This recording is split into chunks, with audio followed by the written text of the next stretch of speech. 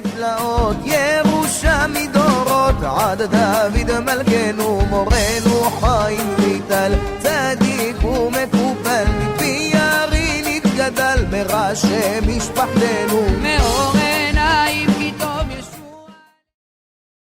Donc le cours de ce soir c'est pour la Refoua Shelema de Nathan Moshe Chai Ben Miriam. Il passe des examens importants demain matin, donc c'est pris pour lui dans votre fille demain. Donc dans la paracha de la semaine dernière, c'est écrit dans la Torah que Hachem il a annoncé à Abraham, alors qu'il avait 99 ans et que sa femme elle avait 90 ans, qu'il allait avoir un enfant. Alors c'est pas la première fois que Hachem il annonce à Abraham qu'il allait avoir un enfant. J'ai compté aujourd'hui, si je ne me suis pas trompé, c'est la 7e fois en 25 ans que Hachem il annonce à Abraham et à Sarah qu'il allait avoir un enfant. À tes souhaits. Imaginez-vous la première fois que Abraham il a annoncé à Sarah qu'il allait avoir un enfant. La première fois où Abraham il a annoncé à Sarah que Hachem il lui a dit qu'il allait avoir un enfant. Abraham il rentre un jour à la maison, on s'imagine, et il dit à sa femme chérie, devine à qui j'ai parlé. Sa femme lui dit qui? Ta mère? Ça c'est depuis la création du temps. Elle a dit non, pas ma mère, une autre personne. J'ai parlé à Hachem. Et il t'a dit quoi? Et il m'a dit comme quoi j'aurai une descendance qu'Afar Haaretz aussi nombreuse que la poussière de la terre. J'aurai des milliers d'enfants. Sarah, imaginez-vous la joie que Avraham et Sarah et Menou, ils avaient à ce moment-là, la première fois où Hachem il leur annonce la venue d'un enfant. Sarah et Menou, elle devait être persuadée psychologiquement qu'elle allait avoir un enfant tout de suite. Parce que si Hachem il lui dit à l'instant, tu vas avoir un enfant, dans la tête de Sarah, le mois même, elle va tomber enceinte. Et nada, Sarah et Menou, elle ne tombe pas enceinte. Rien. Et comme ça, pendant 6 fois, Hachem, à chaque fois, il annonce à Abraham, tu auras une descendance, tu auras un enfant qui va venir de Sarah. Et Sarah et Menou, elle attend à chaque fois. Et elle voit que ça ne vient pas. Que la promesse d'Hachem ne se réalise pas. La paracha de la semaine dernière, elle nous dit comme quoi la 7e fois. C'est énorme, hein. Hachem il dit à Abraham, par le biais des malachim, les 3 malachim qui viennent chez Abraham, et un des malachim il dit à Abraham, Sarah, ta femme, elle aura un enfant, alors qu'elle avait 90 ans, et lui il avait 99 ans. Et la Torah nous dit que quand Sarah elle a entendu ça, elle a rigolé. C'est écrit Vatisrak Sarah, Sarah elle a rigolé. Sarah elle a rigolé parce qu'elle s'est dit écoute, il faut être réaliste. Ça fait 25 ans qu'il me dit ça. C'est la 7e fois. J'ai toujours pas d'enfant. C'est bon les promesses. J'ai assez donné dans l'espoir. Maintenant il faut être réaliste. Je peux plus avoir d'enfant. Et la Torah nous dit comme quoi Hachem, quand il a vu que Sarah elle rigolait et que dans sa tête elle avait désespéré, parce que tout se passe dans la tête. Tout se passe dans la tête. Il n'y a rien d'autre que la tête. Tu peux avoir le corps complètement dysfonctionnel. Si la tête elle fonctionne, tu es tranquille. L'inverse, tu peux avoir le corps qui fonctionne à 100%, mais si la tête elle ne marche pas, c'est devenu la mode de faire du sport. Des coachs, on maigrit, on fait du sport à droite, à gauche. Bon, ça aide la tête. Mais c'est quand qu'ils vont trouver un coach pour la tête. Le jour où ils trouveront ça, celui qui inventera ça, ça sera le roi du monde. Sarah Imenou, elle a rigolé. Sarah Imenou, elle a rigolé parce qu'elle s'est dit, écoute, il faut être réaliste. J'ai atteint un âge. C'est écrit dans le Rashi comme quoi elle avait plus ses règles. Elle était vieille, elle avait 90 ans. Elle a dit, il faut être beau, être réaliste. Combien tu peux promettre à une personne qui va avoir des enfants? À un moment donné, Il faut savoir baisser les bras. Et même elle, quand Hachem il a annoncé par le biais des malachim qu'elle allait avoir un enfant, elle s'est mise à rigoler. Elle a dit, mais comment je pourrais avoir un enfant? C'est trop tard, c'est fini. Et la Torah nous dit qu'à ce moment-là, Hachem il s'énerve. Et Hachem il dit à Abraham, pourquoi Sarah elle a ri? Qu'est-ce qu'il y a de drôle dans ce que j'ai dit? Et Hachem il dit une phrase. Hachem il dit Aïpale mais Hachem Davar. Est-ce qu'il y a une chose qui est impossible pour Hachem? Est-ce qu'il y a un miracle que Hachem il peut pas faire? Kadosh Baruch Hu, il a dit à Abraham, je suis le créateur du monde et je fais de ma création ce que je veux. C'est moi qui ai fixé les règles de la nature, c'est moi qui ai mis les règles de la nature. Mais je défais les règles quand j'en ai envie. Et Hachem il dit à Abraham, la Moed, l'année prochaine, à la même date, Sarah elle aura un enfant. Si on pouvait donner un sujet au cours de ce soir, ça serait Aïpale mais Hachem Davar en français. Ces trois mots qui sont le fondement de notre Emouna. Est-ce qu'il y a quelque chose qui est impossible pour Hachem? Il n'y a rien qui est impossible pour Hachem. C'est le fondement de notre Emouna. C'est pour ça, c'est ce qui nous aide encore à tenir le coup aujourd'hui. Il faut que cette phrase de Aïpale mais Hachem Davar, est-ce qu'il y a une chose qui est impossible pour Hachem? Il faut que cette phrase, elle résonne dans nos têtes, jour et nuit. Il faut que cette phrase, elle nous accompagne dans toutes les épreuves, dans toutes les étapes de notre vie. On a tous des problèmes, on a tous des épreuves. Il y a des personnes qui n'arrivent pas à se marier. Il y a des personnes qui n'arrivent pas à avoir d'enfants. Il y a des personnes qui ont du mal à avoir de la santé. Il y a d'autres personnes qui ont des problèmes de parnassa. Il y a d'autres personnes on a tous des problèmes. Il n'y a pas une personne sur Terre qui n'a pas de problème. Et à chaque fois qu'on a un problème, et qu'on voit que le problème il persiste et qu'il dure, à un moment donné, la logique elle fait comme quoi on est tenté à baisser les bras.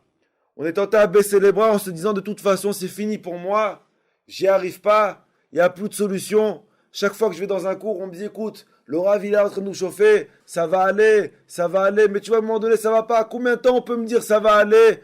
Combien de temps on peut me dire si Dieu veut, Akadosh Baruch Hu va t'ouvrir les portes? Et tu vois comme quoi les portes elles sont fermées dans n'importe quel domaine. La seule réponse, la seule phrase qui doit résonner dans nos têtes, Aïpale me Hachem Davar. Il n'y a rien qui est impossible pour Hachem. Akadosh Baruch Hu, c'est lui qui a créé le monde, qui a créé les lois de la nature. Et c'est lui qui défait les lois de la nature quand bon lui semble. Il y a un passouk dans la Torah qui dit Yeshua Hachem Kerefaim. En français, la délivrance. Hachem il peut envoyer la délivrance en un instant. Une personne que dans sa tête, il est conscient, écoutez bien cette phrase, que tout est possible. Tout est possible avec Hachem si tu crois en l'impossible. C'est la phrase du cours. Tout est possible avec Hachem si tu crois en l'impossible. Une personne qui vit dans cette phrase, Akadosh Baruch Hu, il peut tout faire, Kol Yachol. Une personne qui vit avec cette phrase, peu importe quelle épreuve il aura affrontée dans sa vie, il affrontera avec force. Malheureusement, c'est nous qui limitons Hachem. On limite Hachem avec nos croyances. On limite Hachem avec notre logique. On limite Hachem avec notre compréhension. On limite Hachem avec les lois de la nature. Et on se dit, écoute, mais si les docteurs ils disent comme quoi il n'y a aucune chance, alors oui, il n'y a aucune chance. Oui, si l'avocat il a dit que c'est fini, alors c'est fini. Oui, si telle personne il a dit, alors même moi je baisse les bras. Akadosh Baruch Hu, quand il entend cette phrase qui résonne dans ta tête, pas besoin de la sortir, mais dès qu'Hachem il entend cette phrase résonner dans ta tête, que tu limites Hachem à ta logique, Hachem il se dit, écoute, si toi tu penses comme quoi je ne peux pas le faire, alors oui, je ne pourrai pas le faire. Mais si toi tu penses comme quoi je peux le faire, alors oui, je peux le faire. Aïpale me Hachem Davar. Et la même phrase que Hachem il a dit à Sarah quand elle a rigolé, parce qu'elle avait 90 ans, et qu'elle était stérile, et qu'elle n'arrivait pas à avoir d'enfant, après 25 ans, et cette promesse, Akadosh Baruch Hu, il dit à Sarah, mais comment tu peux rigoler? Il n'y a rien qui est limité pour moi. Je suis le créateur et vous êtes mes créations, et je fais ce que je veux de ma création. Ne limitez pas Hachem avec votre logique. Ne limitons pas Hachem avec notre compréhension. Akadosh Baruch Hu, il est au-delà de la compréhension. Hachem, il est au-delà de la logique. Et Akadosh Baruch Hu, la nature et le miracle, pour lui, c'est les mêmes choses. De la même façon que le soleil, il se lève tous les jours. De la même façon que le soleil, il se couche tous les jours. De la même façon comme quoi le cœur, il bat. C'est la nature, tout ça. De la même façon que Akadosh Baruch Hu, il fait fonctionner la nature, Akadosh Baruch Hu fait fonctionner le miracle de la même façon dont il fait fonctionner la nature. À toi d'avoir la confiance, d'avoir la foi dans la Emouna, dans le divin, et pas dans la logique. Une personne qui est convaincue que Haïpalem à Hachem d'avoir, qu'il n'y a rien qui est impossible pour Hachem. Que Akadosh Baruch Hu, il déjoue tous les plans. Akadosh Baruch Hu, il déjoue tous les pronostics. Et que même si maintenant il y a 0,0001% qu'il y a une chance que tu t'en sortes, Akadosh Baruch Hu se trouve dans ce 0,0001%, il est là. Parce que pour lui, d'être dans le 0,001 ou d'être dans le 100%, c'est la même chose. Puisque c'est lui qui crée le 100 comme il crée le 0,01. Alors, le problème qu'on a, nous, c'est que nous, si nous, on limite Hachem dans les 100% et on ne voit pas Hachem dans le 0,01, Akadosh Baruch Hu dit, écoute, moi je suis là où tu me mets. C'est la phrase. Moi, là où tu me mets, je suis. Tu me mets dans les 100%, je suis dans les 100%. Tu me mets dans le 0,01, je suis dans le 0,01. À toi de me mettre là où tu penses que je dois être. Où on met Hachem? Est-ce qu'Hachem il est avec nous dans les 0,01? Il n'est même pas avec nous dans les 90%. C'est seulement quand le docteur il nous promet on va s'en sortir, c'est seulement quand l'avocat il nous assure qu'on va réussir que là on est tranquille. Mais dans les doutes. Est-ce qu'Hachem il est dans les doutes qu'on a? Il y a un si Dieu veut, il y a un Bezrat Hachem, mais on n'y croit pas. Vous savez, il y a une autre histoire comme ça dans la Torah qui ressemble beaucoup. C'est écrit que quand Israël... Écoutez bien ça. Hein. C'est écrit que quand les Juifs, après 40 ans de désert, ils allaient rentrer en Israël, ça fait 40 ans qu'ils mangeaient la manne, dans la paracha de Béalotra, les Juifs, ils se sont plaints. Les Juifs, ils ont dit, écoute, on mange de la manne, ça fait 40 ans, on n'en peut plus, c'est toujours le même goût, on veut de la viande. Ils se sont plaints chez Moshe Rabbeinu. Et Moshe Rabbeinu dit à Israël, qu'est-ce que vous voulez? Ils ont dit, écoute, basta la manne, donne-nous de la vraie viande. On veut de la pastèque, on veut du melon, on veut de l'oignon, on veut du goût, on veut pas Astam. Alors Moshe dit, ok, je demande, je passe la commande, délivre-vous. Il appelle à Kadosh Baruch Hu, il dit, écoute, ils veulent plus ta manne, ils en ont marre. Et Hachem, il dit à Moshe, dans la paracha de Béalotra, prépare les Juifs, écoutez bien ça, et dis-leur que je vais leur envoyer de la viande, et ils vont en avoir pour 1 mois. Moshe Rabbeinu, il entend ça, il était sceptique. Il dit à Kadosh Baruch Hu, répète, j'ai bien compris ce que tu as dit. Je me dis, ouais, écoute, là, je te répète. Dis à Israël que je vais leur donner de la viande en plein désert pour 1 mois. Maintenant, Moshe Rabbeinu, il est devenu réaliste. Il a dit, mais Akadosh Baruch Hu, comment tu vas faire pour nourrir 600 000 personnes? Il y avait 600 000 hommes, il y avait plus de 1 million de... La Gemara dit qu'il y avait plus entre 1 million et 1 million 200 000 de personnes juives dans le désert. Comment tu vas envoyer de la nourriture pour 1 million de personnes pour 1 mois en plein désert? Il n'y a pas Berbèche, il n'y a pas Krief, il n'y a rien. Comment tu vas leur envoyer la viande? Comment tu vas? Et Moshe Rabbeinu, dans la Torah, il dit à Hachem, même si on prend tous les animaux qu'on a et on les égorge, c'est pas suffisant pour nourrir un peuple pour 1 jour. Et toi, tu veux le nourrir 1 mois? Et Akadosh Baruch Hu, il répond à Moshe. Hachem, il dit à Moshe, Ayad Hachem Tiktsar. Est-ce que la main de Hachem, elle est limitée? Akadosh Baruch Hu, merci beaucoup. Akadosh Baruch Hu, il dit à Moshe, ça va. Akadosh Baruch Hu, il dit à Moshe, si je veux nourrir un peuple de 1 million de personnes avec de la viande pendant 1 mois, en plein désert, je suis le créateur. J'ai fait du sable, alors j'envoie la viande. J'ai fait des poissons dans l'eau, j'envoie la viande dans le désert. Pour moi, c'est pareil. La nature et le miracle, c'est kiff-kiff, il n'y a pas de différence. Comment, Moshe Rabbeinu, tu peux douter? Et c'est écrit que Hachem, le lendemain, il a envoyé la viande. Il y a eu la viande pendant 1 mois. Ils ont mangé pendant 1 mois, mais dès qu'ils ont commencé à manger, ils ont été punis. La Torah a dit, quand la viande elle était encore dans leur bouche, Akadosh Baruch Hu les a punis. Alors, il y a une question que je me suis posée cet après-midi quand j'écrivais le cours. Est-ce que c'est la première fois qu'ils se plaignent de la bouffe? Un juif. Alors, pasta. Non, c'est la deuxième fois. C'était quand la première fois? La Torah nous dit que... Alors, l'histoire que je vous ai racontée maintenant, c'était quand? Après 40 ans, après dans le désert. La première fois où ils se sont plaints du manger, c'était quand ils venaient de quitter l'Égypte, 40 ans avant. 40 ans avant, ils ont quitté l'Égypte. Ils n'avaient pas de provisions, il n'y avait rien à manger. Avant la manne encore. Et à Israël, ils ont dit à Moshe, on va manger quoi? Au début de la délivrance. Moshe dit à Hachem, qu'est-ce qu'ils vont manger? Et Hachem dit à Moshe, ne t'inquiète pas, j'envoie à manger. Et Akadosh Baruch Hu, il a envoyé à manger pour de la viande pour tout le monde. Ils n'ont pas été punis. Akadosh Baruch Hu, il n'en aura pas voulu. Alors je me suis posé une question cet après-midi. C'est quoi la différence entre la première fois où ils ont demandé de la viande et qu'ils n'ont pas été punis et la deuxième fois où ils ont demandé de la viande et qui ont été punis?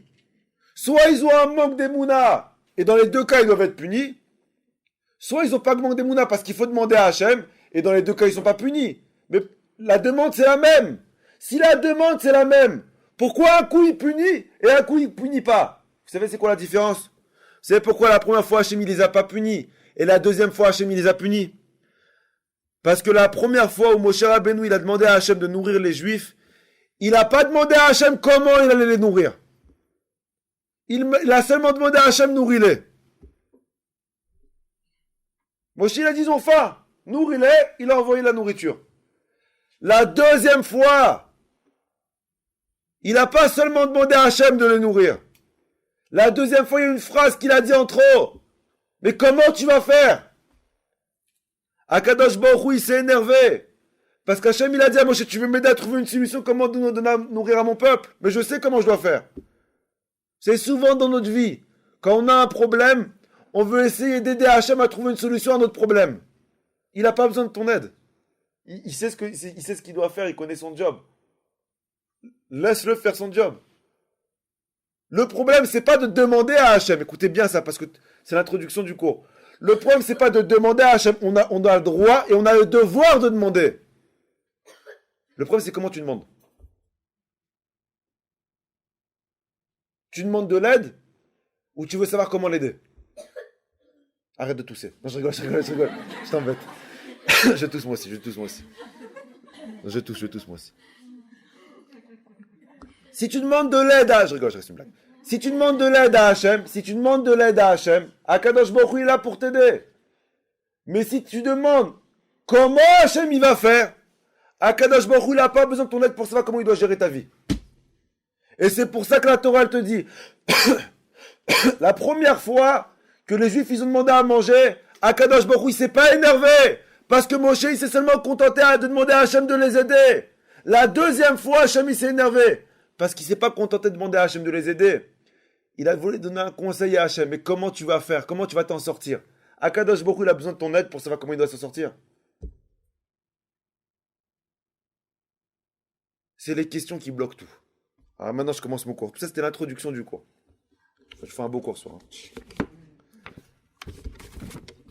Maintenant que vous avez compris l'introduction du cours, je commence le cours. Dans la paracha de la semaine dernière, après je relis tout, vous inquiétez pas. Dans la paracha de la semaine dernière, la Torah elle nous raconte, c'est écrit dans la Mishnah dans Avot, Asara nisyonot nitnasa Avraham Avinu en français, Hachem il a éprouvé à Avraham de 10 épreuves. Si vous pensez comme quoi le nom d'Avraham il apparaît dans la Torah parce qu'il était beau, il était mignon, c'est faux. Il a mérité son nom. Si on l'appelle Avraham notre père, c'est qu'il a mérité son nom. Comment il a mérité? Parce qu'il a galéré toute sa vie. Hachem, à l'âge de 75 ans, il se dévoile à Avraham. Écoutez bien. À partir de la semaine prochaine, les gens ne parlent plus d'Avraham, on parle de Yitzhak. Je clôture avec Avraham. Hachem, il dit à Avraham, première épreuve. Lech lecha me'artzecha u'mimolatecha u'mbet avicha. Hachem, il dit à Avraham à 75 ans, écoute, tu as fait un bon job là où tu étais, tu m'as fait connaître de partout, top, il n'y avait pas de Facebook, il n'y avait pas d'Instagram, c'est pas comme maintenant où un rabbin dit une bêtise et puis tout le monde l'écoutait et tout le monde rigole. Je vous parle de l'époque où c'était ça, maintenant c'est un monde de sheker. Quand je vous parle de l'époque où il y avait... D'accord. Donc Avram, Hachem dit à Avram, tu quittes. Non. Comprenez que c'est extrêmement difficile de demander à une personne de 75 ans de tout quitter. Où il va aller? Et Hachem dit à Avram, ne t'inquiète pas, je sais que c'est dur ce que tu vas faire, mais je veux te donner Israël, Eretz Zavatra la voûte de vache, une terre où coule le lait et le miel, c'est ta terre à toi, elle t'appartient, le top. Donc Avram, il dit, écoute, bon, je quitte là où je suis pour mieux. Avram, il quitte, il va en Israël, et Hachem sur le chemin, il lui promet, ne t'inquiète pas, il lui fait la première promesse, je vais donner Israël à toi et à ta descendance. Avram, il arrive en Israël, et la Torah nous dit, dès qu'Avram, il met le premier pied en Israël, famine en Israël. Famine, des morts de partout, des maladies, choléra, typhus, la lèpre. Avram, il dit, c'est quoi ça? Je viens d'arriver. Si moi j'étais Avram, je dis, écoute, je me serais dit dans ma tête, écoute, il vient de me promettre il y a 1 heure, c'est-à-dire il y a 1 heure j'étais encore avec lui, il m'a dit, t'inquiète pas, tu auras la meilleure des terres, une terre, Zavatra la voûte de vache, de le miel, etc. J'arrive, il n'y a que des morts, il n'y a que des maladies. Il regarde à droite à gauche, il demande aux gens, mais ça fait depuis quand il y a la famine? Ah, aujourd'hui? Il dit, ok, top, ça veut dire... oui, mais hier, hier il y avait du lait, hier il y avait du miel, et il m'a dit maintenant il y a les maladies. Il dit rien. Avram, ce qu'il fait, il va voir sa femme, il dit, chérie, elle est là en train de dire, ouais, il t'a bien dit, Lech lecha ma'artzecha. Il t'a bien dit comme quoi je vais te donner la meilleure des terres. Ouais. On va où maintenant? Bah viens, on va en Égypte. Il y a la famine. Et la Torah nous dit comme quoi Avram, il prend sa femme, ils vont en Égypte. Mais sur le chemin, Avram, il remarque comme quoi sa femme, elle est très belle. Et Avram, il dit à sa femme, écoute, j'ai un problème. C'est que si maintenant les Égyptiens, qui n'ont pas l'habitude de voir des femmes aussi belles que toi, ils vont te voir, ils vont dire, ils vont me tuer. Ils vont me dire, je suis ton mari, t'es ma femme. Ils vont me tuer, ils vont te prendre. Donc Avram, il dit à sa femme, écoute chérie, on va pas prendre de précaution, on va prendre une précaution. Si on t'arrête, tu dis que t'es ma soeur. Mais kef, on t'arrête, tu dis que t'es ma soeur, au moins on passe tranquille la douane. Mais Avram, tranquille, il dit, écoute, on prend pas de risque, je te cache. Donc il a pris dans ses cartons de déménagement, il trouve un carton, il ouvre une malle, il met à l'intérieur Sarah, il met nous. C'est la première personne qui a passé la douane. Il y a toujours eu des migrants, voilà, c'était la première migrante. Et Avram, c'est le premier juif qui a passé la douane sans rien déclarer. C'est toujours ça, qu'il a rien à déclarer, il passe. T'as déjà vu un mec qui s'arrête à Tel Aviv dire j'ai à déclarer? Il n'y a pas, c'est toujours vide là-bas. Avram, il essaie de passer la douane avec Sarah cachée dans le coffre. Il y a un Égyptien, premier jour, nouveau flic, il a reçu le badge. Mustapha. Avec sa petite moustache, il était fier. Il a mis l'uniforme, il voulait faire du zèle. Il voit un petit juif qui passe avec 300 valises. Et lui, stop! Il dit, j'ai rien à déclarer. Il dit, ouvrez les valises. Et Avram, il dit, Bekef, laquelle? Sur les 300 valises qu'il avait, il dit, hop! Numéro 26, non, je rigole. Ouvre celle-là, on ouvre le carton, hop, il y a Sarah qui sort. L'Égyptien, il voit Sarah, il dit, c'est quoi ça? Non, Avram, alors, il a préparé le coup avec sa femme. Il dit, c'est ma soeur. Il dit, ta soeur, qu'est-ce qu'elle fout dans un coffre, ta soeur? Bon, la Torah ne nous dit pas ce qu'il a dit à ce moment-là, il a dû inventer une déballe. Ils ont créé, vous comprenez qu'on a créé les déballes, c'est nous. S'ils sont aussi forts que ça aujourd'hui, c'est qu'il y avait un père, c'est dans l'ADN. Avram, il sort une déballe. Sarah, elle est dans le coup. Sarah aussi, elle dit, écoute, c'est mon frère. L'autre, le neveu, il est dans le coup. L'autre aussi, il dit, c'est sa soeur. Alors on dit à Sarah, écoute, t'es mariée ou pas mariée? Elle dit célibataire, top. Paro aussi. Maintenant, il avait 300 femmes, l'autre. Paro, on t'amène chez Paro. Et Avram, qui voit ça, Avram, il dit rien. C'est pas une épreuve, ça. Mais ce qu'il y va en Israël. On lui promet le Las Vegas. Il arrive, c'est catastrophe. Il repart, on lui prend sa femme. Bon, il y a un Ness, je rentre pas dans les détails. Akadosh Baruch Hu, il sauve Sarah. Bon, tu dis, écoute, basta les épreuves, c'est bon. On l'a jeté dans le feu quand même, j'ai oublié ça. Une terre promise, catastrophique. On l'a pris sa femme. Et la Torah nous dit comme qu'on lui a capturé en fait 2 fois sa femme dans sa vie. 2 rois différents. 2 fois il a joué le rôle, c'est ma sœur. Une fois avec Paro, une fois avec un autre roi, le roi des Philistines qui s'appelle Avimelech. Et la Torah elle continue. C'est pas seulement ça. Avram, on lui a capturé aussi son neveu. Il est parti en guerre contre les 4 rois. Akadosh Baruch Hu aussi, il a éprouvé Avram dans les épreuves. Il a demandé à Avram de renvoyer son fils Ishmaël. C'est son fils quand même, il l'a renvoyé. Et la dernière épreuve, Akadosh Baruch Hu, il demande à Avram de sacrifier Yitzhak. C'est énorme. Encore une autre épreuve. Quand Avram, il revient du sacrifice, parachat cette semaine. Avram, il revient du sacrifice. Et Hachem, il lui dit, je te promets. Avram, il dit, écoute, c'est bon. Avram dit, Hachem, t'as fini? T'as fini? Ça veut dire, ça fait quand même 25 ans, on a bien joué moi et toi, mais stop. Trouve-toi une autre cible. Ça veut dire, à un moment donné, oh, il y a des millions de clients sur Terre, pourquoi toujours moi? Ça veut dire, je suis le seul qui croit en toi. Et Hachem dit à Avram, à partir de maintenant, je te jure, Akedat Yitzhak, c'était la dernière. C'est fini! C'est fini dans la tête d'Avram. Écoute, je vais rentrer chez moi, pépère avec ma femme, café, cigarette, sur la terrasse, avec un petit feu de camp. Il n'y a plus d'épreuve. Il a juré comme quoi, il n'y a plus rien. Et c'est écrit dans la paracha que dès qu'Avram, après le sacrifice de Yitzhak, Sarah, elle apprend qu'Avram, il est parti sacrifier Yitzhak. Sarah, elle attrape et Keflev, arrêt cardiaque. Elle meurt. Avram, il rentre à la maison, tout pressé pour raconter à Sarah ce qui s'est passé. Tout le monde lui dit, mes condoléances. Condoléances. Il dit, j'ai pas tué Yitzhak. Et non, non, c'est pas ça. C'est-à-dire, il s'approche, on lui annonce que Sarah, elle est morte.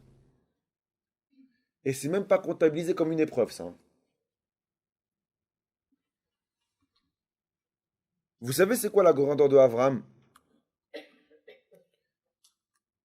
C'est qu'Avram, il s'est pas contenté de faire ce que Hachem, il voulait qu'il fasse, même si c'était pas toujours logique.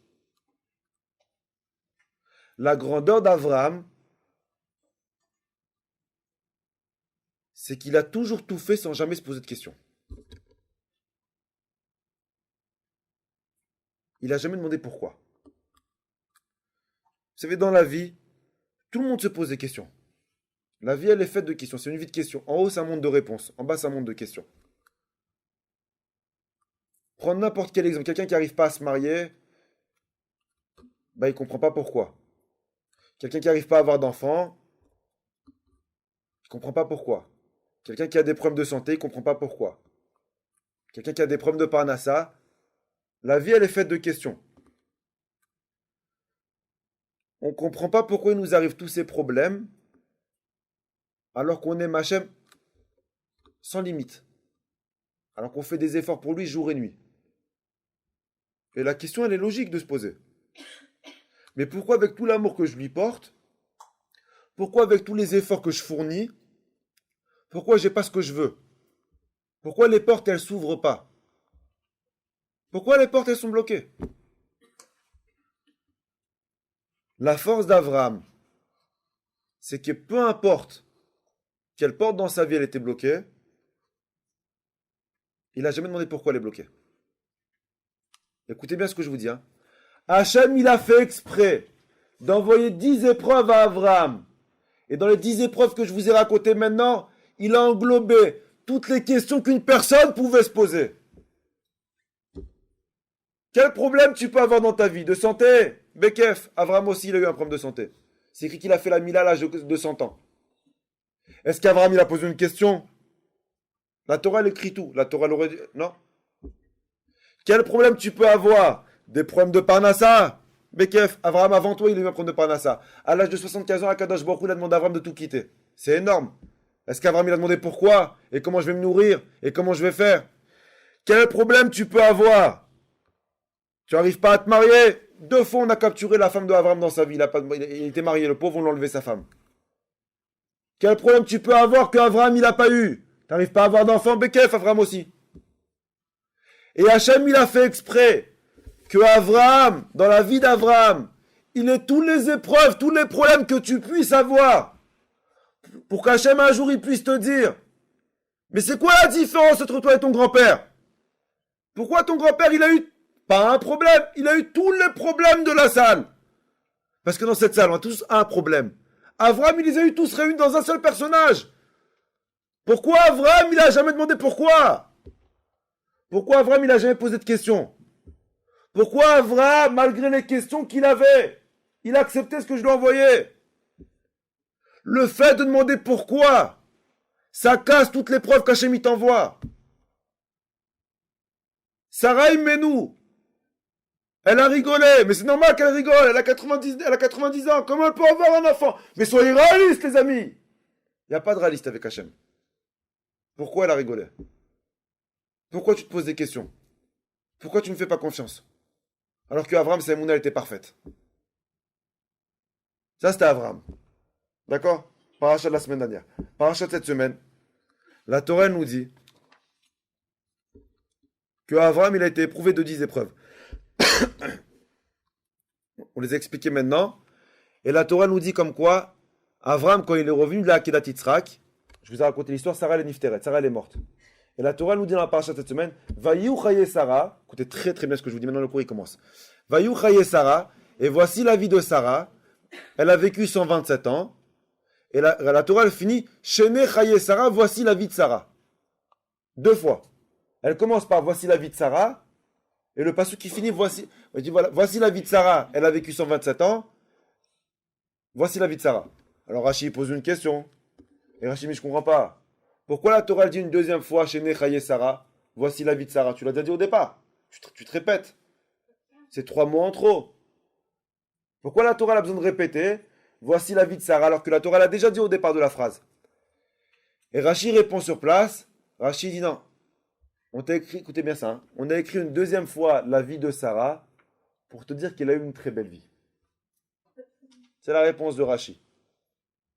Kulan Shaven Letova, elle a eu une vie top.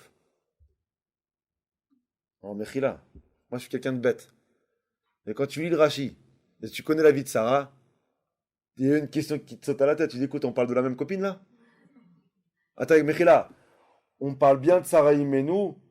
Alors, dans la Torah, chaque fois on dit les 10 épreuves d'Avraham. Chaque fois. À Sarah Nisionot, 10 épreuves Avraham il a eu. Oh, il était seul dans les épreuves? On parle bien de Sarah, que quand Hachem il a dit à son mari, va en Israël, je te promets une terre magnifique, elle l'a suivi, il y a eu la famine. On parle bien de Sarah, qu'elle s'est fait attraper 2 fois par 2 rois différents pour abuser d'elle. Et tu me dis, elle a eu une vie magnifique. On parle bien de Sarah qui a attendu 90 ans pour avoir un enfant.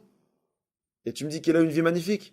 On parle bien de Sarah, que sa savante, elle est tombée enceinte avant elle. On parle bien de Sarah Imenu, de ma Sarah, qu'elle a appris que son mari, il allait sacrifier son fils, alors qu'il lui a dit qu'il amenait à la yeshiva. Mais ma Sarah à moi, elle n'a pas eu une vie belle. Elle a une vie catastrophique. Mechila, elle a eu une vie pourrie. Et vous savez c'est quoi la différence entre Abraham et Sarah? Ce que Abraham, c'est Hachem qui lui parle. Donc c'est beaucoup plus facile à Abraham de faire ce que Hachem il lui demande que Sarah de faire ce que Abraham il lui demande au nom d'Hachem. Hachem il lui a pas parlé elle. Vous comprenez que les épreuves d'Abraham, ils sont 10 fois plus forts que Sarah que pour Abraham. Et la Torah elle te dit quoi? Chez Nechaye Sarah, elle a eu une très belle vie. Encore plus, la Torah dit à Abraham, c'est que Abraham qui a été éprouvé. Pas Sarah. Sarah n'a pas été éprouvée. Mais comment tu oses dire que Sarah n'a pas été éprouvée avec toutes les galères de sa vie? Mais si moi j'aurais été Rashi, j'aurais dit l'inverse. Tu sais pourquoi c'est écrit chez Nechaye Sarah? Pour dire comme quoi elle a eu une vie très difficile. Pas qu'elle a eu une très belle vie. Comment Rashi peut dire que Sarah elle a eu une très belle vie? Quel genre de vie elle a eu cette femme? À part des problèmes. Depuis qu'elle a connu son mari, il y en a comme ça. Depuis qu'elle a connu son mari, elle est rentrée dans des galères. Donc comment Rashi peut dire elle a eu une belle vie? Et pourquoi quand la Torah elle parle des épreuves d'Abraham, la Torah elle aurait dû dire les épreuves d'Abraham et Sarah parce qu'elle était dans l'histoire à chaque fois. C'est son mari qu'on l'a jeté dans le feu. C'est elle qu'on a capturé. C'est elle qui a galéré. Abraham, il a eu un enfant avec Agar. Pas elle. Donc elle a beaucoup plus souffert que Abraham. Comment tu oses dire comme qu'elle a eu une belle vie? Ah, écoutez, la réponse de fou que je vais vous sortir maintenant. La réponse, je vous ai dit au départ du cours, c'est quoi la émouna que Abraham il avait? C'est que Abraham, même dans l'incompréhension, même dans la difficulté, Abraham ne se posait pas de questions. Il avait des questions, mais il ne s'en posait pas. Même dans la difficulté, Abraham, il acceptait ce que Hachem lui a envoyé, même s'il ne comprenait pas toujours pourquoi Hachem lui a envoyé. Sarah Imenu, elle avait un niveau d'émouna beaucoup plus élevé qu'Abraham. Et que si Abraham, il avait la force de voir le bien dans le mal, c'est ça la émouna. C'est quoi la émouna? En 2 mots, je sais pas, je vous fais à chaque fois des cours, mais La émouna, c'est d'arriver à voir le bien dans le mal. Une phrase qu'on dit à Kol Letova, tout est pour le bien. Ton travail à toi, c'est de voir le bien dans le mal. Dans n'importe quelle situation dans la vie, à essayer de trouver un point positif. Tu peux en trouver un, trouve-en un.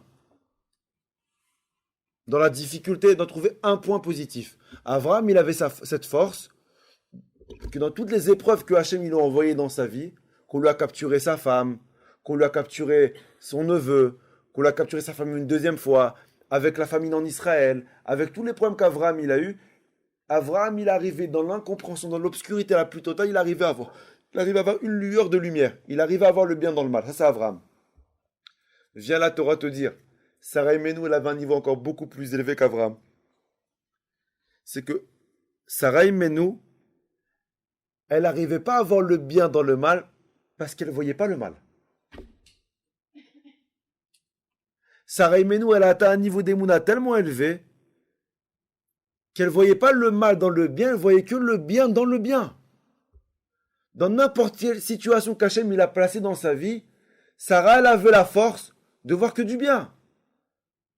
Si Abraham, il ne se posait pas de questions, et je vous ai dit, c'est quoi la grandeur de Abraham? C'est qu'il ne se posait pas de questions dans l'incompréhension. Vous savez, c'est quoi la grandeur de Sarah? C'est que Sarah n'avait pas de questions. Abraham, il avait des questions. Abraham, il avait des incompréhensions, mais Abraham, il avait la émouna, il les gardait en lui. Sarah, elle a atteint un niveau tellement élevé qu'elle n'avait pas de questions, elle. Elle se posait même pas de questions. Et c'est pour ça que Rachid te dit, Kulan Shavian Netova, elle a une vie magnifique. Mais comment tu peux me dire ça? Parce que oui, quand toi tu vois ta vie, quand toi tu vois sa vie, avec ton œil pessimiste, avec l'œil que tu as l'habitude de voir à la tienne, quand tu vois la vie de Sarah, oui tu dis écoute, elle a une vie pourrie, parce que toi-même, ta vie tu la vois pourrie. Donc forcément, la vie d'une autre qui est beaucoup plus pourrie que toi, tu la vois 1000 fois plus pourrie. Mais Sarah aimez-nous, qu'elle voyait sa vie à travers, elle voyait sa vie à travers l'optimiste. Elle était bien. Et Sarah aimez-nous, quand Abraham il se posait des questions mais qu'il n'osait pas les poser, et c'était ça son niveau d'émouna élevé, Sarah Imenu n'avait pas de questions. C'est pour ça que Rachid te dit, tu sais quand on te dit qu'Abraham il a été éprouvé de 10 épreuves, c'est que Abraham, pas Sarah. On dit mais Sarah aussi elle était là. Sarah elle avait un niveau d'émouna tellement élevé que quand Abraham il voyait un problème, elle voyait une opportunité. Sarah Imenu avait un niveau d'émouna tellement fort que quand Abraham il voyait une galère, elle voyait une chance. Une femme que toute sa vie, elle arrive à avoir des opportunités, des chances d'apprendre. Elle peut avoir qu'une belle vie, peu importe là où tu la mets. Vous savez, tu peux mettre la personne dans le plus bel hôtel sur Terre. Combien de fois ça m'est arrivé ça? C'est quand on voyage. Moi, je voyage pas mal. Mais quand tu voyages, tu vas prendre une personne, tu vas le mettre en business. Du dernier avion, dernier Boeing, ce que tu veux. Il a les sièges, il a le truc. Mais le gars, il est paniqué, il a peur de l'avion. Peu importe là où tu le mets, il n'est pas bien. J'ai eu cette histoire, moi, il y a peut-être 3 ans. J'ai pris l'avion pour aller... Alors, j'étais en Israël, je revenais en France. Et dès que je suis arrivé à l'aéroport, il y a un gars que je n'ai pas vu, je ne connais pas. Il m'a sauté dessus, il m'a dit « Ah, t'es là! Baruch Hashem !» Je ne l'ai jamais vu. Mais il m'a dit « Dis-moi bien, t'es le fils de Rabbi David ?» Je lui ai dit « Oui, je suis le fils de Rabbi David. » Il m'a dit « Ah !» Il m'a dit, tu sais, moi, j'ai très peur de l'avion. Il a peur de l'avion, ça arrive. Il m'a dit, je voulais pas le prendre. Il m'a dit, maintenant que je sais que tu es avec moi dans l'avion, je sais qu'il n'arrivera rien. Non, moi, je dis, si tu savais ce que je faisais. Jamais tu montes avec moi. J'ai dit, Bekef, je dis, ça va aller. Il m'a dit, quel siège tu es? Je lui ai dit, je sais pas. Moi, j'étais en écho, j'avais le siège. Il m'a dit, 26. Je lui ai dit, non, quel 26? Je lui ai dit, ça là. J'ai 52. Il m'a dit, ah d'accord, mais t'es dans l'avion. Je lui ai dit, oui, madame, moi j'ai voulu, madame, moi bêtement. Je lui ai dit, et toi, quel siège t'es? Il m'a dit, moi, 3A. J'ai dit, business. J'ai dit, ok. Il m'a dit, mais j'ai peur de l'avion. Je lui ai dit, ok, alors, viens, on échange de place. Je voulais lui dire ça. Il m'a dit, moi, je suis 3A. Il m'a dit, mais t'es avec nous dans l'avion. Il a tellement peur, miskin.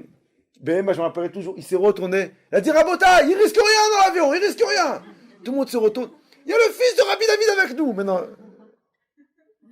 ils m'ont tous regardé. Ah, ça veut dire.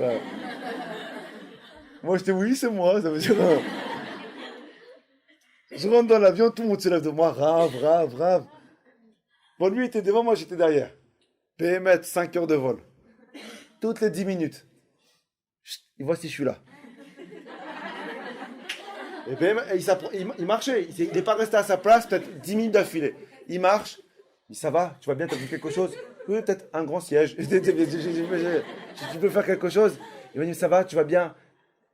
T'es là. Je lui dis, à un moment donné, je lui dis, où tu veux que j'aille? Ça veut dire, j'ai oublié mon parachute. J'ai pas de... Je suis là, je suis avec toi. 5 heures. Mais dans ma tête, je me suis dit, écoute, au prix où tu as payé ton billet, kiff! C'est grave. J'ai payé 200 balles mon billet, je suis pas à l'aise. Bon, c'est le prix du billet.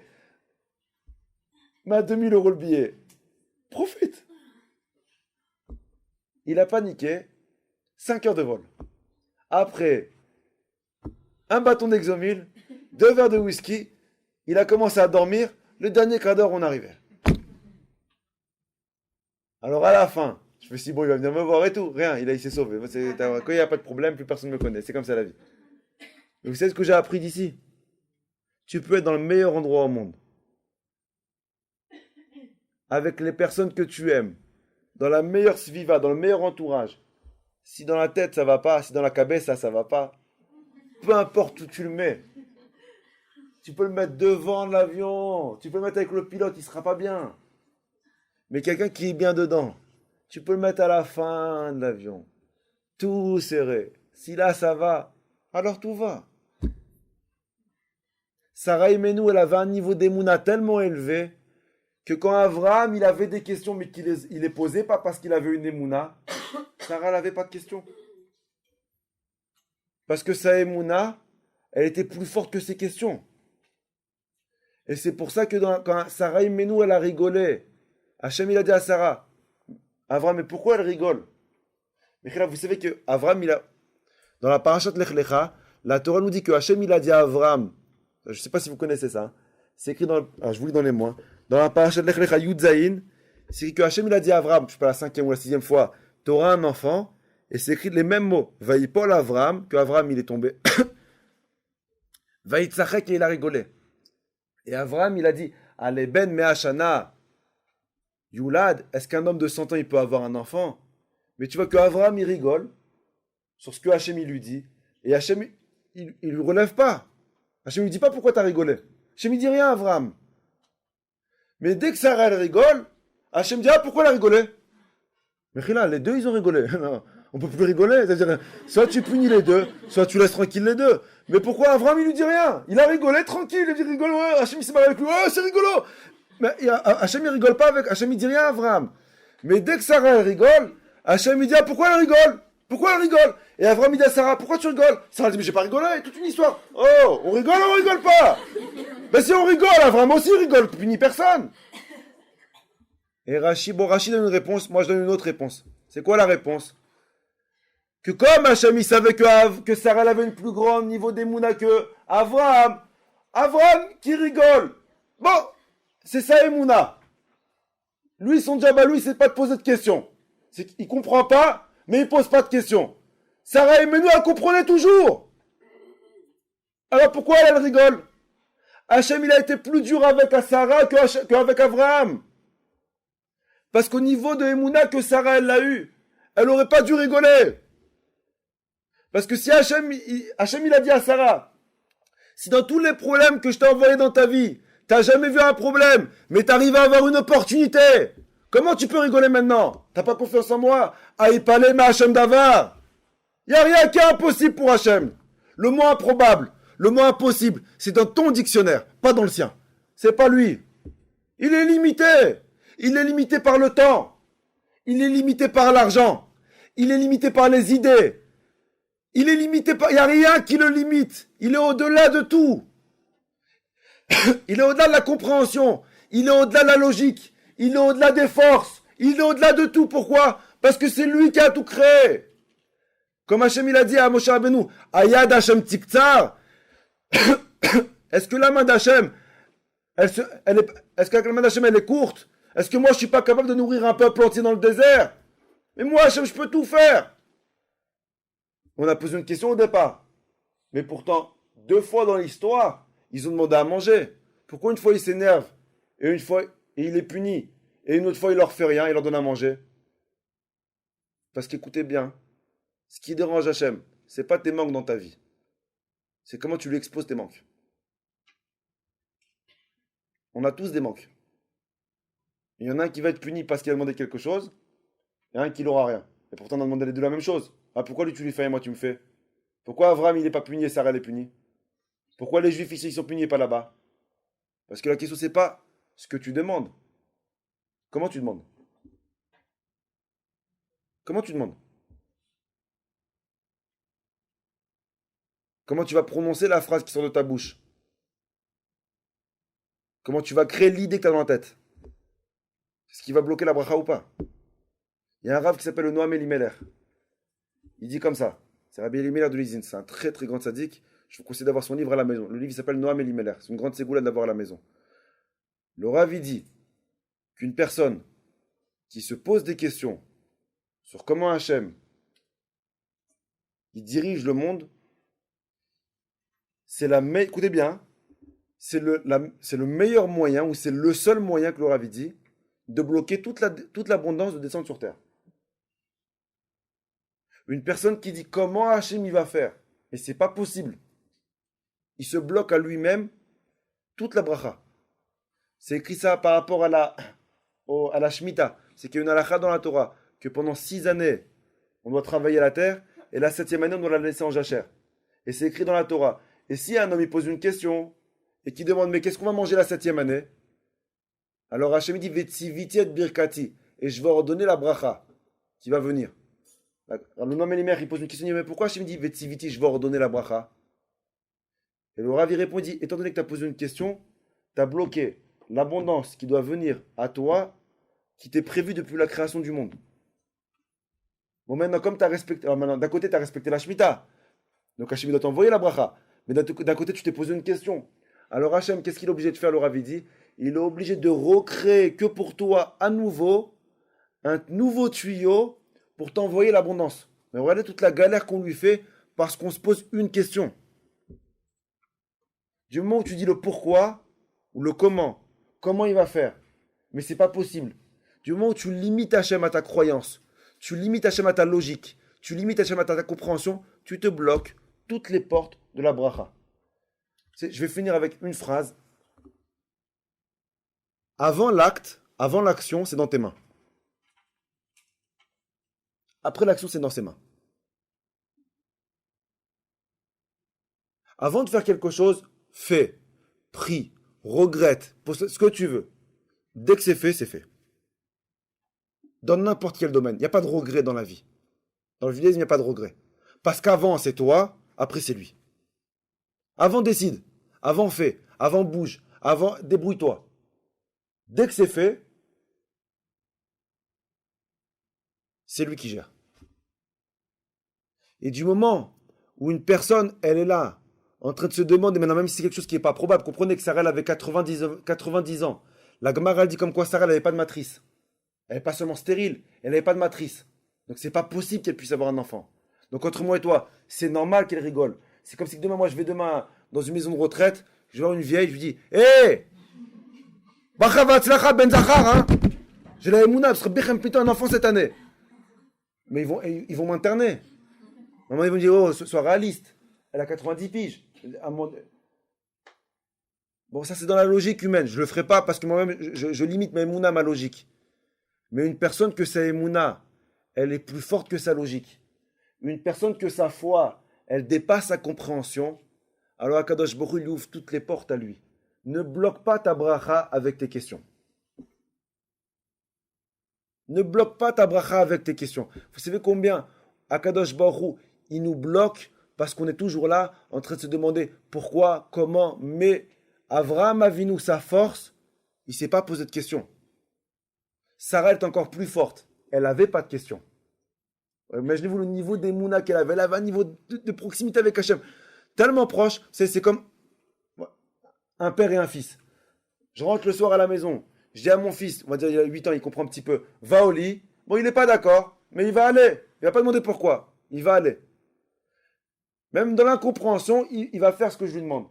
Maintenant, moi qui ai grandi, si mon père il vient me voir demain et qu'il me dit à 8 h du soir, va au lit, Je vais courir, c'est-à-dire c'est mon rêve. C'est quoi la différence? Pourquoi là, j'ai pas de questions? Mon fils, il se pose pas de questions. Là, à 30 ans, j'ai pas de questions. C'est quoi la différence? La différence, c'est pas la personne, c'est pas le caractère, c'est l'âge. Ta compréhension, elle a fait en sorte que si ton père il te dit quelque chose, tu penses que t'es sûr que c'est pour ton bien. Et plus tu prends de l'âge, plus tu fais attention à chaque parole qui sort de la bouche de tes parents. Parce que tu te dis, écoute, tout leur mahout, leur existence, c'est pour mon bien. Alors il n'y a aucune question à avoir. Sarah elle avait un niveau de proximité avec Hachem tellement élevé qu'elle ne se posait pas de questions puisqu'elle n'en avait pas. Et puisqu'elle n'avait pas de questions. Alors comment tu peux dire qu'elle a été éprouvée par Hachem? Non, elle n'a pas été éprouvée, elle. C'était pas une épreuve, c'est une opportunité. Vous savez c'est quoi la force? C'est qu'elle a transmis ça à son fils. Quand on parle du sacrifice de Yitzhak, on parle toujours... Avram, il a eu une épreuve, Hachem lui a demandé de sacrifier Yitzhak. Mais il y a une question que tout le monde pose. Mais Chila, mais qui a la plus grande épreuve, Avram ou Yitzhak? C'est Yitzhak. Il va se faire sacrifier. Pourquoi la Torah toujours elle...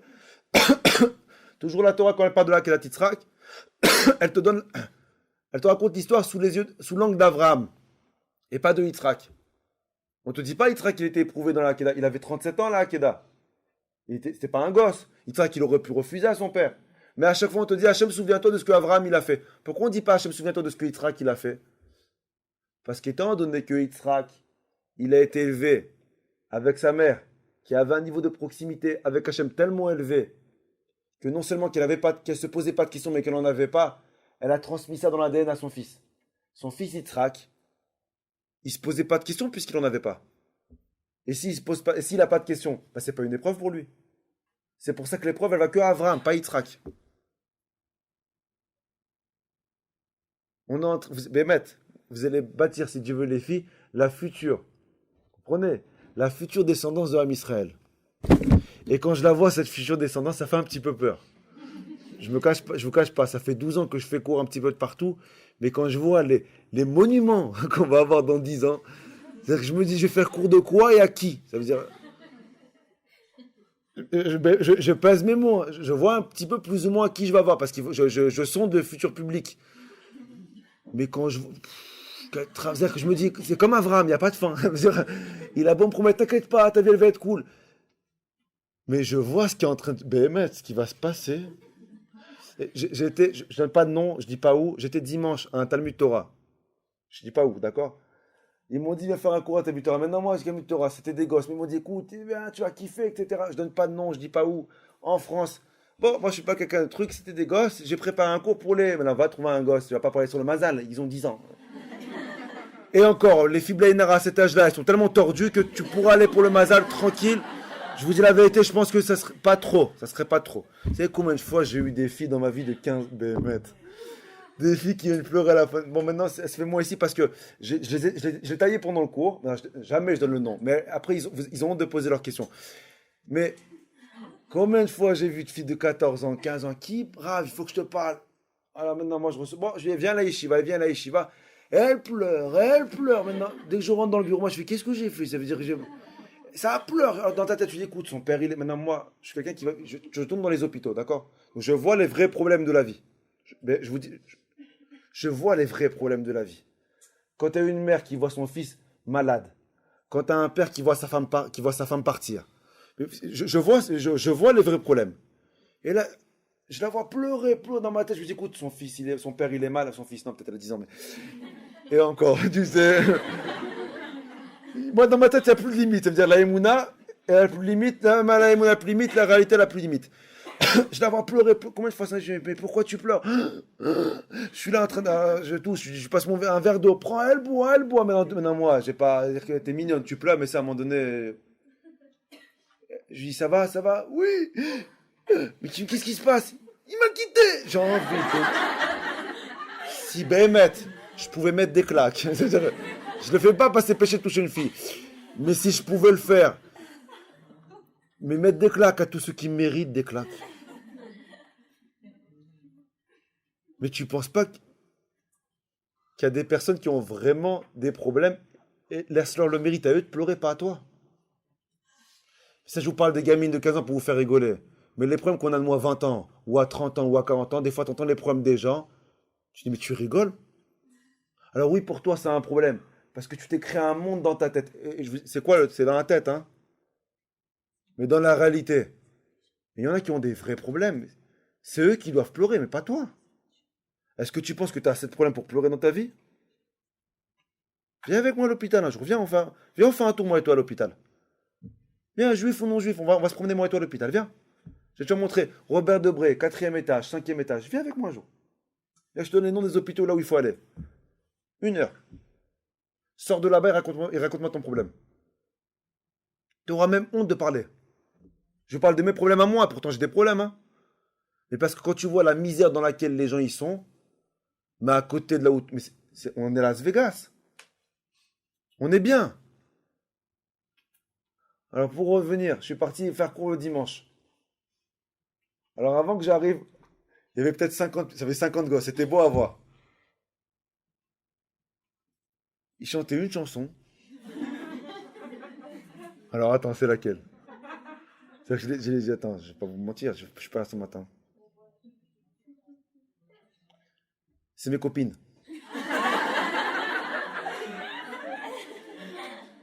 C'était Talmud Torah. Oh Djadja. C'était ça Talmud Torah.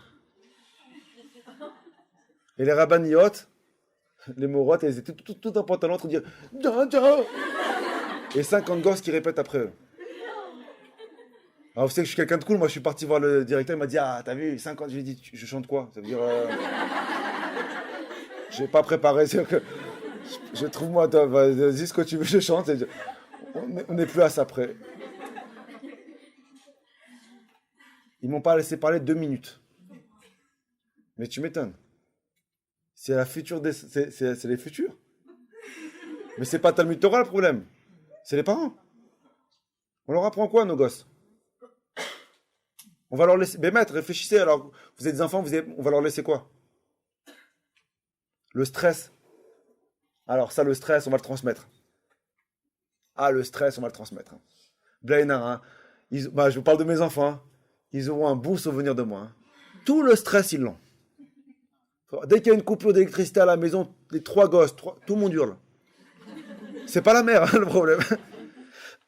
Alors, je vais leur laisser un sacré héritage.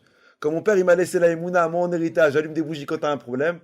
Moi, je vais leur laisser quoi en héritage? Je suis émette. La panique.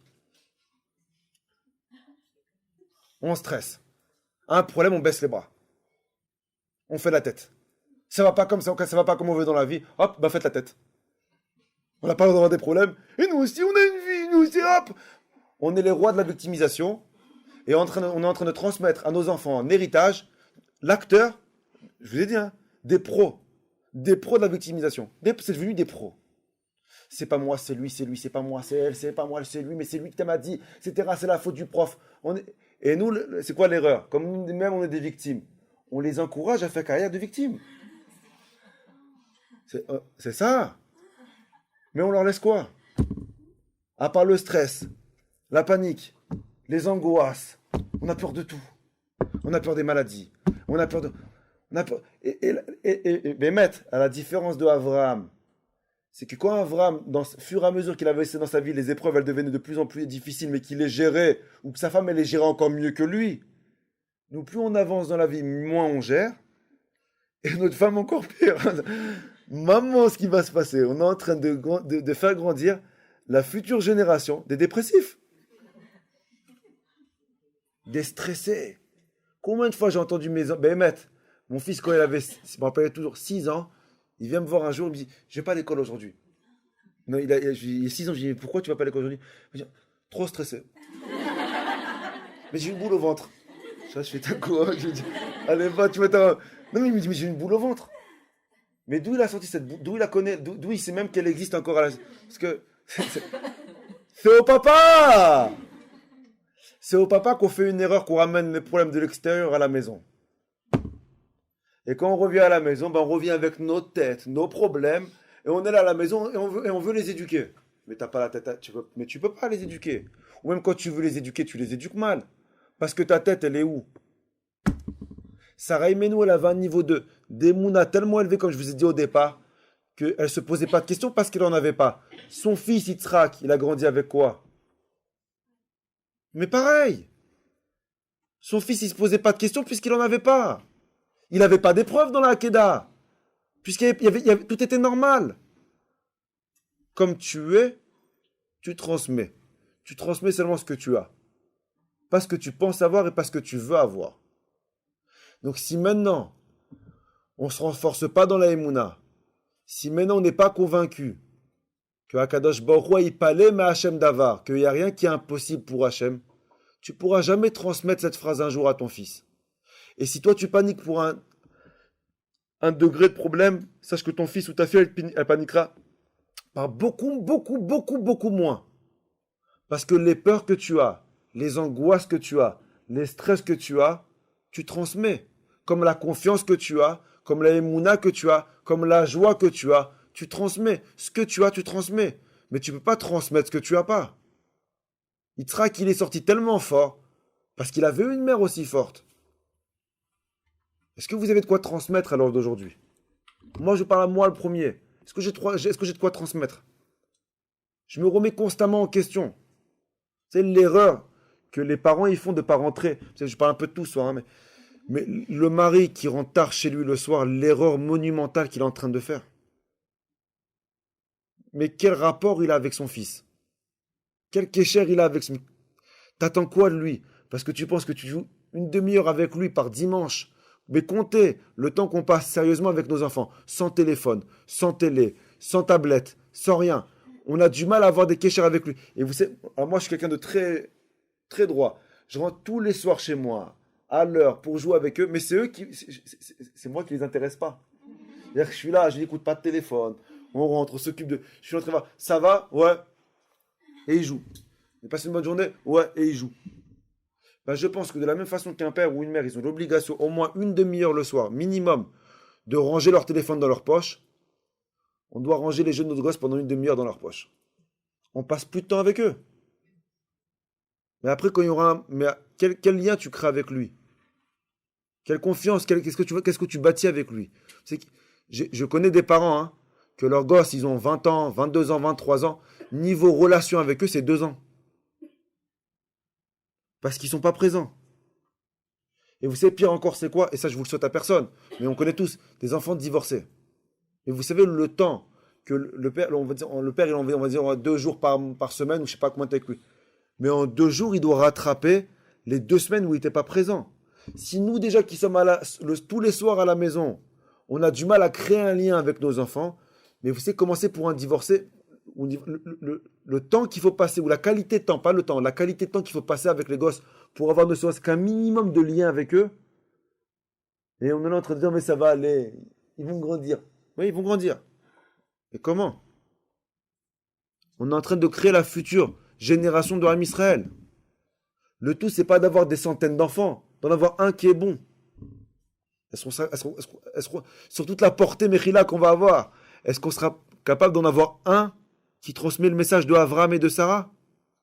C'est quoi le message de Avraham et Sarah? C'est pas faites Shabbat, mettez les tefillin, Nida, Kacher, c'est pas ça. Il n'y a pas écrit ni Shabbat, ni Nida, ils t'ont pas appris tout ça, Avraham et Sarah. Qu'est-ce qu'ils t'ont appris? Il y a une épreuve. Alors soit tu es comme Avraham, tu affrontes l'épreuve, tu poses pas de questions parce que tu sais que ça bloque toutes les questions, soit tu es encore plus fort et tu es comme Sarah. Tu affrontes l'épreuve sans question. Parce que c'est pas une épreuve, c'est une opportunité. Mais pour avoir ce niveau-là, il faut pouvoir transmettre quelque chose. Qu'est-ce qu'on a à transmettre aujourd'hui? Vous remarquez pas qu'on est des zombies? Des zombies, Zombieland. Et je vous le dis, on est des zombies.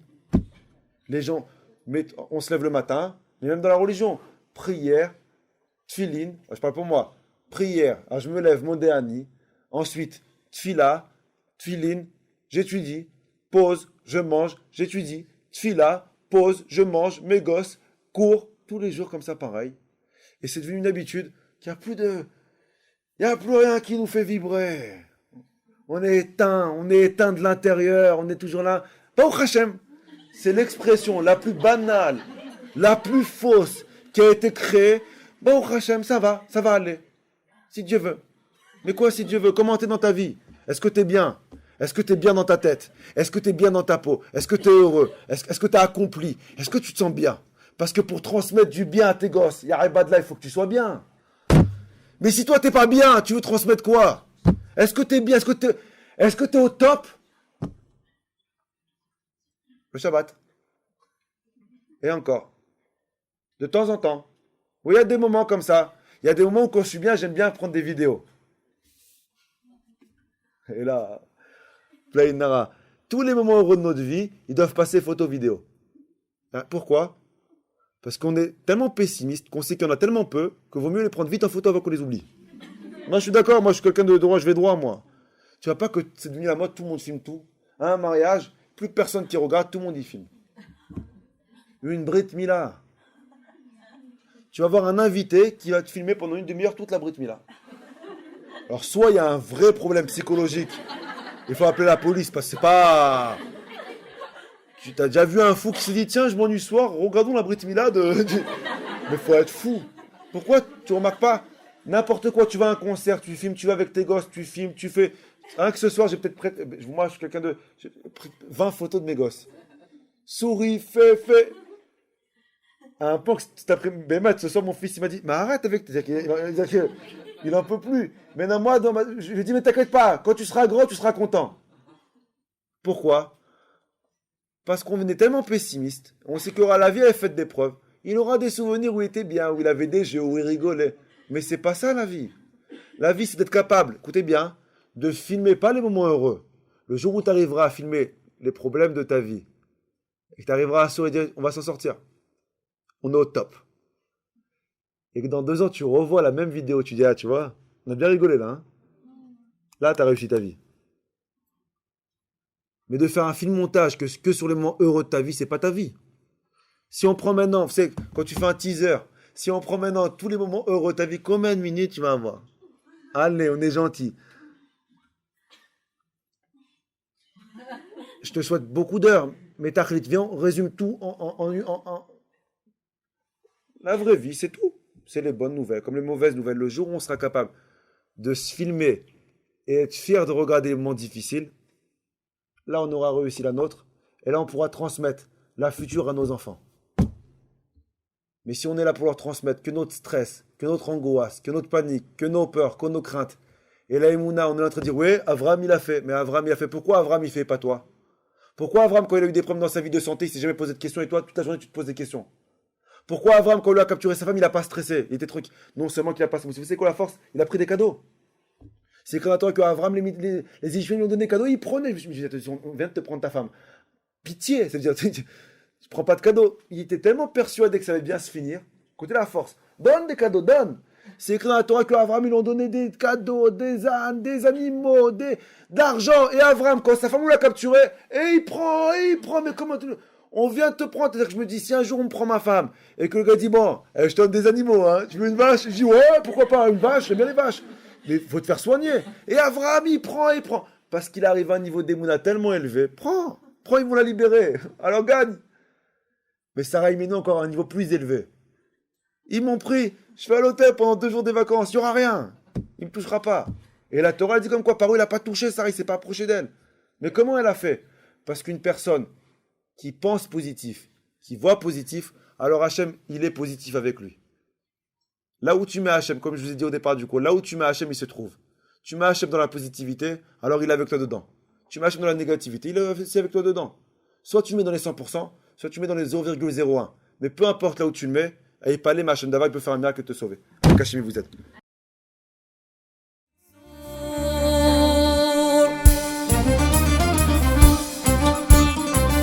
احنا جايين من كل مكان للصويرة زينة البلدان نزورو ونرجع فرحان كذاب